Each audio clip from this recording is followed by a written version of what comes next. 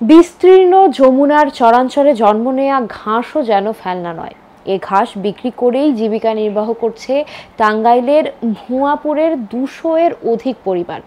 প্রতিদিন কৃষকরা যমুনা নদীর ৪ থেকে ৫ কিলোমিটার পায়ে হেঁটে ও নদী পাড়ি দিয়ে সংগ্রহ করে এই কাঁচা ঘাস। যমুনা নদীর বিভিন্ন চরাঞ্চল থেকে ঘাসগুলোকে সংগ্রহ করে নিয়ে বাজারে নিয়ে আসা হয়। এরপর তারা ঘাসগুলোকে আঁটিবদ্ধ অবস্থায় সাজিয়ে রাখে।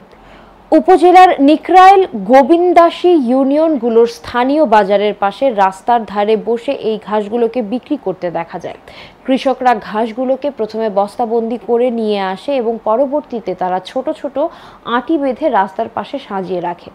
পাইকারি এবং খুচরা দুইভাবে এই ঘাসগুলো বিক্রি করে থাকে। প্রতিটি আঁটি বিক্রি করে ১০ থেকে ১৫ টাকায়। ঘাস বিক্রেতাদের সাথে কথা বলে জানা যায়, বাজারে ঘাস বিক্রি করতে আসা ৮০% লোকই হচ্ছে কৃষক, যারা মূলত নিজেদের গৃহপালিত পশু খাদ্য চাহিদা মেটাতে যমুনা নদীর বিভিন্ন চর অঞ্চল থেকে এই কাঁচা ঘাসগুলোকে সংগ্রহ করে এবং অবশিষ্ট ঘাস তারা বাজারে বিক্রি করে থাকে।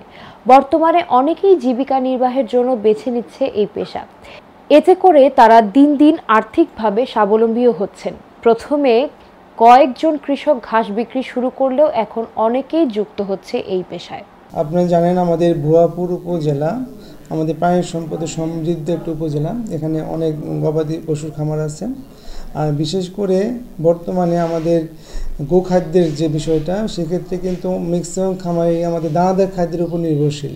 আমরা সেখান থেকে খামারিদেরকে বিভিন্ন প্রশিক্ষণের মাধ্যমে, উঠান বৈঠকের মাধ্যমে তাদের মোটিভেশন দিচ্ছি, যাতে করে তারা ওই দানাদার খাদ্যের উপর ডিপেন্ড না থেকে তারা যাতে কাঁচা ঘাসের উপর তাদের ডিপেন্ডটা বাড়ে আর কি। সেক্ষেত্রে আমরা তাদেরকে ঘাস চাষে উদ্বুদ্ধ করতেছি, বিভিন্ন দেশের বাজার তারা বিক্রি করতেছে।